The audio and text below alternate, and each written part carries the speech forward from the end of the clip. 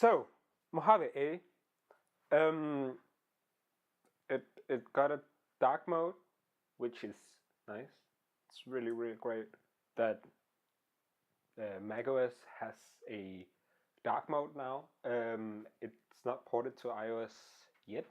Might be next year, but Mojave has a dark mode. Stacks are cool. Stacks are real cool. I like stacks. I use that for... I'm trying to keep 0 files on my desktop, and stacks help when that's not possible. It orders my stuff for me so I don't have to, which is... it's cool. I like stacks. If you have an iOS device like an iPhone or iPad, then you can from Mojave order it to take pictures, which is... that's nice. It's really nice if you need that for like a document you're writing and you need a quick snap, quick photo from your phone. It's cool. I like it. I don't have an iPhone or iPad yet, but when I do, when I get one, it's going to be neat. I might use that feature once or twice a month. I like that. Well, thanks for watching, guys. Leave a comment below. What do you think about Mojave? Do you have it yet? It's released a few days ago today. It's released last Monday. So yeah, leave a comment below. Like or dislike, whatever you feel like.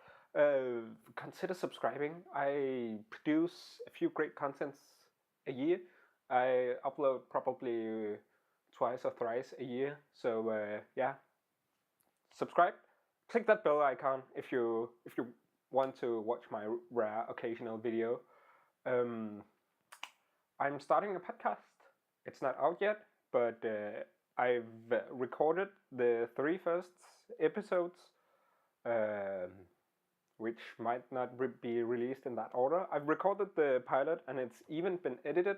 I only need to release it, and I can't pull myself together to do that.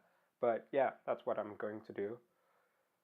But yeah, once again, thanks for watching, guys. Thanks for watching my Mojave review.